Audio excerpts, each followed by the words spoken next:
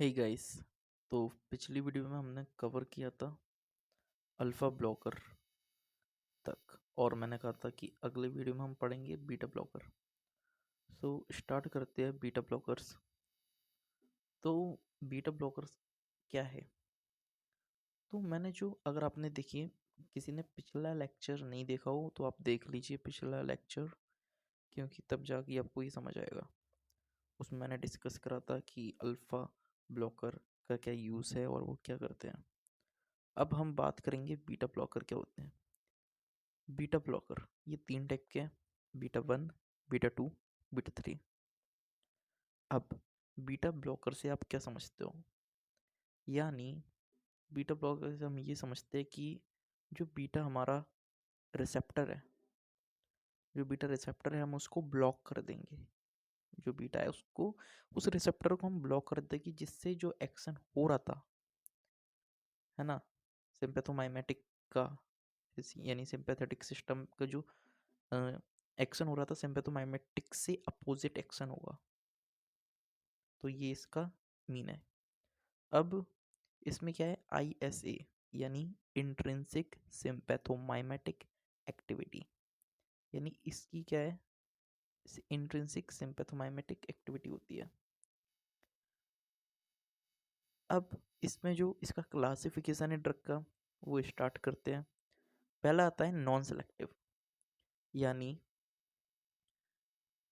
ऐसे beta blocker जो non selective है, यानी हम उसको दे सकते हैं किसी भी ड्रग में, मतलब डिसीज़ में। जैसे कि अगर हमें हार्ट रेट को क्या करवाना है, कम करवाना है, तो दे सकते हैं। तो इसमें से कोई सी भी ले लो, ऐसा नहीं है कि प्रेफर वही करनी है। तो ये नॉन सेलेक्टिव है ना। अब इसमें कौन कौन सी ड्रग इंक्लूड है? वो है हमारी प्रोप्रेनोलोल, प्रोप्रेनोलोल, सोटेलोल, टीमोलोल। ये 3 ड्रग है। अब ये जो 3 ड्रग है, ये आती है first generation beta blocker. First generation beta blocker, ये 3 नहीं, मतलब जितनी भी नॉन सेलेक्टिव ड्रग है वो आएगी फर्स्ट जनरेशन बीटा ब्लॉकर में। अब जो ये 3 ड्रग बताई मैंने, प्रोप्रेनोलोल, सोटेलोल और टीमोलोल, ये क्या है, इसकी इंट्रिंसिक सिंपैथोमाइमेटिक एक्टिविटी नहीं है, यानी without ISA। Okay, intrinsic sympathomimetic activity नहीं है इन तीनों की। अब जो अगली ड्रग है वो है हमारी विथ ISA, जिसकी इंट्रिंसिक सिंपैथोमाइमेटिक एक्टिविटी है। अब इंट्रिंसिक सिंपैथोमाइमेटिक एक्टिविटी क्या होता है, तो मैं बताऊं इसको। इंट्रिंसिक सिंपैथोमाइमेटिक एक्टिविटी यानी वो ऐसा फंक्शन जिससे जो बीटा ब्लॉकर है ना, वो क्या है, पार्शियली जो रिसेप्टर है एड्रेनर्जिक के, उनको एक्टिवेट रखेगी पार्शियली, नॉट फुली, पार्शियली। तो इसी चीज़ को हम कहते हैं इंट्रिंसिक सिंपैथोमाइमेटिक एक्टिविटी। तो मैंने बता दी कि जो प्रोप्रेनोलोल है, सोटेलोल है, टीमोलोल है, इसकी ISA विदाउट ISA है, यानी इनकी इंट्रिंसिक सिंपैथोमाइमेटिक एक्टिविटी नहीं है।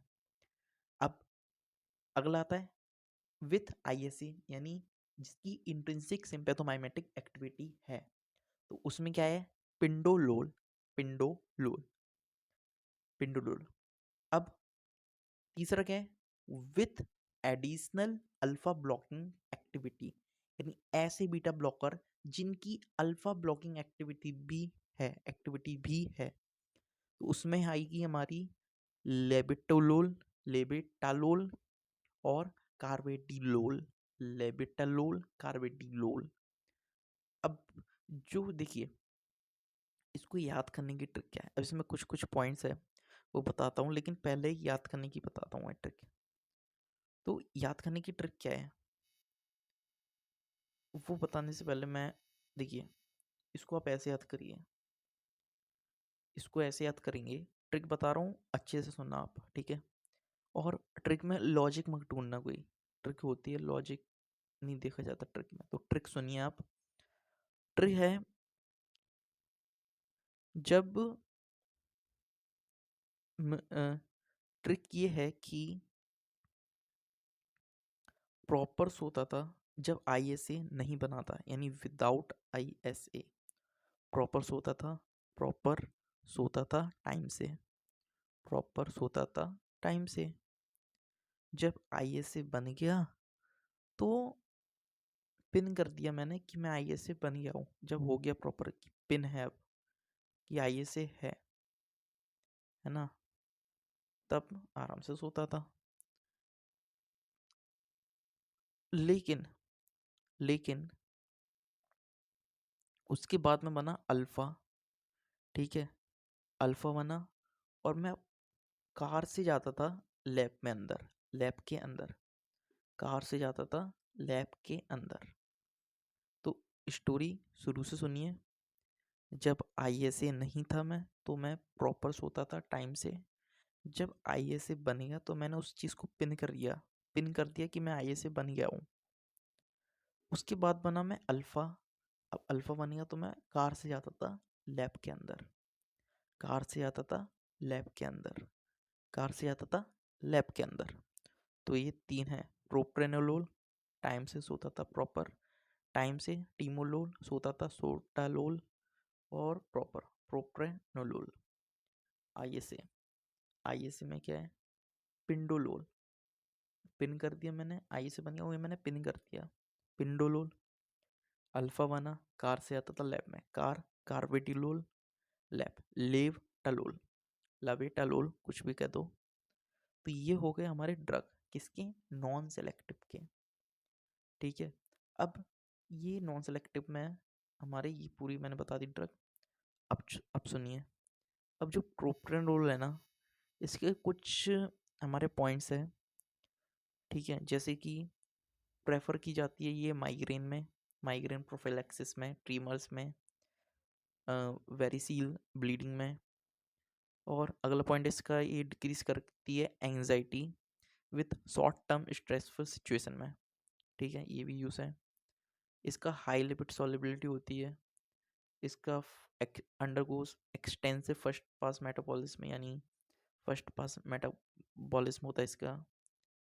और ये यूज़ की जाती है हमारा थायरोटॉक्सिकोसिस में, HQCM में, आर्ट्रियल फ्लटर में। तो ये कुछ पॉइंट्स है। टीमोलोल ये दी जाती है CHF में, है ना, CHF में टीमोलोल दी जाती है। फिर है हमारा with additional alpha blocking activity में जो ड्रग है लिबिटलोल, ये सेफ है, प्रेगनेंसी में दे सकते हैं हम इसको, ठीक है। कार्बिडिलोल ये यूज़ की जाती है CHF में, CH में भी इसका यूज़ करते हैं कंजेस्टिव हार्ट फेलियर में। तो इसके कुछ पॉइंट्स थे। अब देखिए इफेक्ट बताया है, तो इफेक्ट क्या है, हार्ट पे, अस्थमा और डायबिटीज़ पे इफेक्ट बताया है। अब जो ये हार्ट और अस्थमा है, इसमें हम बीटा ब्लॉकर देंगे, बीटा ब्लॉकर देंगे।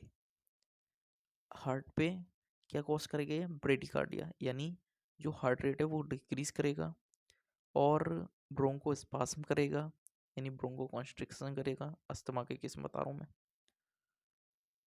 अस्थमा हुआ जिससे ब्रोंको कॉन्स्ट्रिक्शन। डायबिटीज़ में बीटा ब्लॉकर नहीं देते। डायबिटीज़ में बीटा ब्लॉकर क्यों नहीं देते, क्योंकि जो डायबिटीज़ होता है उसमें इंसुलिन का लेवल हाई होता है, और OH ओरल हाइपोग्लाइसेमिक एजेंट, ठीक है। इंसुलिन का लेवल, सॉरी, इंसुलिन का लेवल हाई नहीं, लो होता है, इंसुलिन लो होता है। और या फिर ओरल हाइपोग्लाइसेमिक एजेंट देंगे, ठीक है, इंसुलिन देंगे। या तो डायबिटीज़ में इंसुलिन का लेवल लो रहता है, तो इसमें क्या दिया जाता है, इंसुलिन दिया जाता है डायबिटीज़ में। तो इंसुलिन देंगे या OH देंगे, ये दो चीज़ें देंगे। अब ये क्या करेगा, ये जो हमारा शुगर लेवल इंक्रीज हुआ है ना, उसको कम करेगा, यानी हाइपोग्लाइसीमिया करेगा। अब हाइपोग्लाइसीमिया कर रहा है ना, तो ये साथ में पता है क्या करेगा, क्या क्या करेगा, पता है क्या करता है ये, इससे क्या होगा, इससे होगा ये कि हार्ट रेट इंक्रीज होगी, यानी टेकिकार्डिया होगा। और क्या होगा, ट्रिमर होगा, ट्रिमर। और क्या, पसीना बहुत आएगा, स्वेटिंग। तो इसके क्या साइड इफेक्ट है, सिम्टम्स कह लो, साइड इफेक्ट कह लो। तो इनके 3 ये साइड इफेक्ट है, क्या है? Tachycardia, trimmer, sweating. तो ये डायबिटीज़ का मैंने बात बता दी। अब मान लो आपने डायबिटीज़ में बीटा ब्लॉकर दिया, तो बीटा ब्लॉकर पता है क्या करेगा? बीटा ब्लॉकर क्या करता है? बीटा क्या कर रहा था? जो सिंपल वाले थे एगोनिस्ट, सिम्पैथोमाइमेटिक, क्या कर रहे थे? हार्ट पे क्या इफेक्ट था उनका? वो हार्ट रेट को इंक्रीज कर रहे थे।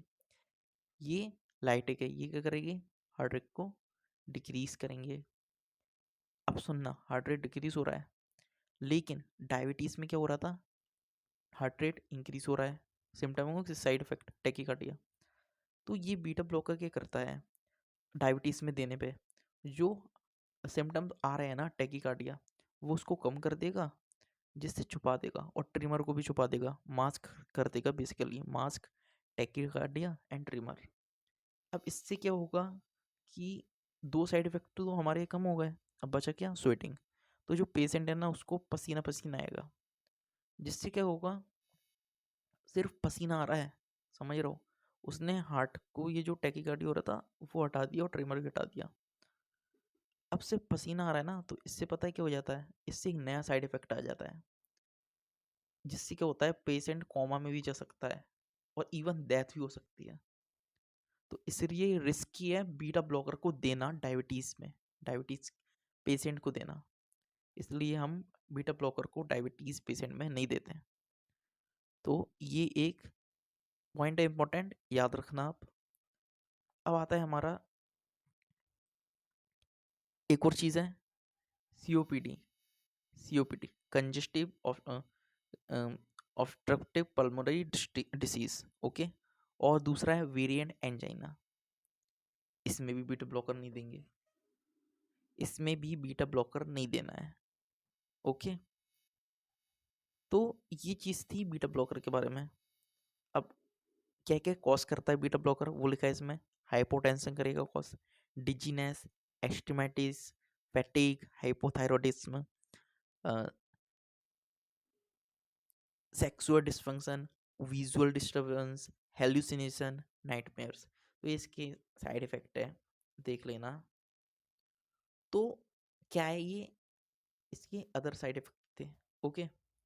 तो बीटा ब्लॉकर के बारे में ये था हमारा कौन सा? फर्स्ट जनरेशन, यानी नॉन सेलेक्टिव में आता है वो।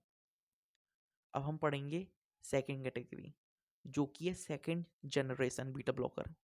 इसको हम कहते हैं बीटा 1 ब्लॉकर भी कहते हैं, और क्या कहते हैं? Cardio selective beta blocker. क्या क्या है सेकेंड जनरेशन बीटा ब्लॉकर? हम क्या क्या कहेंगे, क्या क्या बोलते हैं? बीटा 1 ब्लॉकर और कार्डियो सेलेक्टिव बीटा ब्लॉकर। अब इसमें एक ट्रिक है, वो याद करो, वो बताता हूँ मैं। ट्रिक ये है कि बेटा बेटा सेल कर रहा था, सेली मेटो मेटो एस 10, 10 से 20 AC नेवी वालों को दूंगा। बेटा सेली मेटो, बेटा सेल करा था मेट्रो में, इसमें ऐसे 10-20 AC, बेटा सेल कर रहा था मेट्रो में ऐसे 10-20 AC, बोला था मैं नेवी वालों को दूंगा, नेवी वालों को दूंगा। ये ट्रिक है। दूसरी बता देता हूँ मैं, अगर ये समझ नहीं है तो। दूसरी ट्रिक ये है कि दूसरी ट्रिक आप बनाइए ओके, ये आपको बनानी ट्रिक, अगर नहीं आई समझ आप बनाइए ट्रिक। तो इसमें क्या है? बेटा से बिटक्सोलोल, सेली से सेलिप्रोलोल, फिर है मेटोप्रोलोल, फिर है एस्मोलोल, फिर है अटेनोलोल, फिर है बीसोप्रोलोल, फिर है एसीब्यूटोलोल, फिर है नेबीब्योलोल। तो ये ड्रग है हमारी कौन सी? सेकंड कैटेगरी की, सेकंड जनरेशन। अब जो इस सेलिप्रोलोल है ये है लिपिड इंसॉल्युबल। अटेनोलोल क्या है? लो लिपिड सॉल्युबिलिटी है। और इसका एक और पॉइंट है, कंबाइंड हो जाता है निफेडिपिन के साथ, जिससे क्या रिड्यूस कर देता है रिफ्लेक्स टेकिकार्डिया। और अगला है नेबीव्युलोल, इसमें क्या है? डी आइसोमर, डिक्रीज करता है सिस्टोलिक एंड डायस्टोलिक बीपी को, और ये क्या है? डी आइसोमर है ये मैंने हर पॉइंट में, हर ड्रग की पॉइंट नहीं लगे, क्योंकि मैंने उतनी लिखी है जो मेन है इम्पोर्टेंट। तो उतना ही आपको करना है, ठीक है। बाकी अगर जब MCQ लगवाएंगे हम, उसमें और एक्स्ट्रा पॉइंट में बता दूंगा, है ना, और वीडियो लाऊंगा अलग से, पॉइंट जो रहेंगे IMP उसको इकट्ठे लिख के ले आऊँगा मैं, तो वो समझा दूंगा आपको, लिख लूंगा या PPT बना दूंगा जैसे भी, तो वो उसमें बता दूंगा। अभी जितना बता रहा हूँ उतना ही करिए आप। अब आता है हमारा तीसरा category, beta blocker with local anaesthetic properties. उसको हम also called beta blocker with membrane stabilising activity, और नाम इसका एक और है beta blocker with sodium channel blocker. Okay, तो तीन, मतलब ये तीन सेम ही है नाम, सेम एक्शन है। तो ये तीसरी कैटेगरी है, यानी बीटा ब्लॉकर, ऐसे बीटा ब्लॉकर जिनका लोकल एनेस्थेटिक प्रॉपर्टी भी है, या ऐसे बीटा ब्लॉकर जो मेम्ब्रेन स्टेबलाइज करते हैं। फिर ऐसे बीटा ब्लॉकर जो सोडियम चैनल को भी ब्लॉक करते हैं, सोडियम चैनल ब्लॉकर। तो इसमें क्या ट्रिक है, इसमें ट्रिक ये है कि ला बेटा पिंड से प्रॉपर एसी ला, ला बेटा पिंड से प्रॉपर एसी ला, ला बेटा पिंड से प्रॉपर एसी ला, ला बेटा से लाबेटालोल, पिंड से पिंडोलोल, प्रॉपर से प्रोप्रानोलोल, एसी से एसी ब्यूटालोल। अब इसमें जो हमारा क्या है एक्टिविटी है, जो लेबिटालोल की उसकी हाई है, पिंडोलोल की भी हाई है, और एसी ब्यूटालोल की भी हाई है, लेकिन जो प्रोप्रानोलोल है ना उसकी वेरी हाई है, प्रोप्रानोलोल उसकी हाई एक्टिविटी रहती है। अब इसमें क्या है, जो टीमोलोल है, टीमोलोल ये भी आता है लेकिन मेन नहीं है इंक्लूड। जो मेन है वो चार बताती है, टीमोलोल भी है इंक्लूड इसमें, पर उसकी क्या एक्टिविटी वो बहुत लो रहती है, इसलिए उसको इतना कंसिडर नहीं किया जाता, वेरी लो एक्टिविटी। एक कार्वेडिलोल, ये ऑल्सो मेम्ब्रेन स्टेबलाइज करता है, कार्वेडिलोल, ठीक है, ये अदर पॉइंट है, इसमें इंक्लूड नहीं है। Carvedilol also membrane stabilising property रहती है इसकी। अब माइग्रेन प्रोफाइलैक्सिस, इसमें क्या ड्रग प्रेफर करते हैं, तो जो माइग्रेन प्रोफाइलैक्सिस है ना, इसमें ड्रग ऑफ चॉइस हमारी क्या है, प्रोप्रानोलोल। माइग्रेन प्रोफाइलैक्सिस में ड्रग ऑफ चॉइस है हमारी प्रोप्रानोलोल। ग्लाउकोमा में कौन सी ड्रग है, जो ड्रग ऑफ चॉइस है वो है टीमोलोल, टीमोलोल ग्लाउकोमा में। तो ये था हमारा क्लासिफिकेशन। अब कुछ पॉइंट्स है एक्स्ट्रा में, जैसे मैं बता दूं, पहला है हमारा ऐसे बीटा ब्लॉकर जो कॉन्ट्रा इंडिकेटेड है रेनाल फेलर में, वो है हमारे ANS, ANS यानी अटेनोलोल, एन से नाडोलोल, एस से सोटालोल, अटेनोलोल, नाडोलोल, सोटालोल। अब जो नाडोलोल है ना, ये लॉन्गेस्ट एक्टिंग बीटा ब्लॉकर है, नाडोलोल।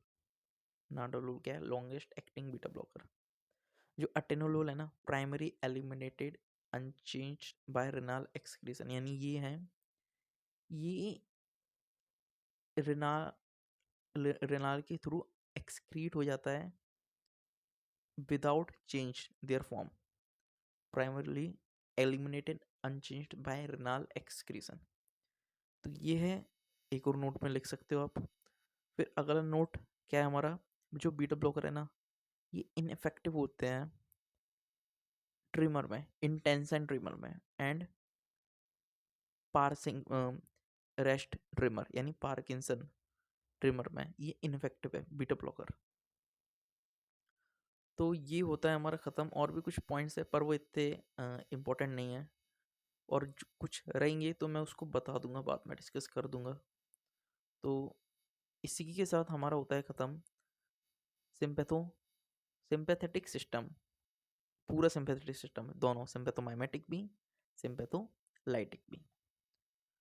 तो हो गया हमारा ख़त्म सिंपैथेटिक सिस्टम। अब अगली क्लास में हम स्टार्ट करेंगे पैरासिम्पैथेटिक सिस्टम, पैरासिम्पैथेटिक सिस्टम। तो होप आपको समझ आया होगा, अगर नहीं आया तो आप कमेंट करिए, अपने डाउट लिखिए, मैं रिप्लाई दूंगा एक्सप्लेनेशन के साथ। और इसी जो मैंने पढ़ाया है ANS, उसके ही रिलेटेड कमेंट करना है। अदर टॉपिक जो पूछना है आपको वो जब पूछिएगा, जब मैं करवाऊँ तो करिए कमेंट, और कुछ कुछ भी डाउट है, जैसा भी छोटा भी क्वेश्चन कैसा भी पूछिए आप, मैं एक्सप्लेनेशन के साथ उस क्वेश्चन को बताऊंगा, है ना, कमेंट का रिप्लाई दूंगा। और ऐसे बहुत सारे जब कमेंट इकट्ठे हो जाएंगे ना, तो मैं उसकी एक सेपरेट वीडियो भी बना दूंगा, जिससे क्या होगा कि सभी लोग जान पाएंगे कि क्या क्या लोगों के और डाउट है, स्टूडेंट्स के और क्या डाउट है। तो मैं उसकी एक सेपरेट वीडियो बनाऊंगा, इसलिए मैं कह रहा हूँ कि कमेंट करिए, डाउट पूछिए अपने। ओके, तो ये आसानी रहेगी आपके लिए भी, फिर सबके लिए भी बाद में। तो मिलते हैं अगली वीडियो में, जिसमें हम स्टार्ट करेंगे पैरासिम्पैथेटिक सिस्टम, और ट्राई करेंगे कि एक ही वीडियो में पूरा पैरासिम्पैथेटिक सिस्टम कंप्लीट करा दूं। तो मिलते हैं, तब तक के लिए बाय, मज़े में रहिए। Okay, thank you.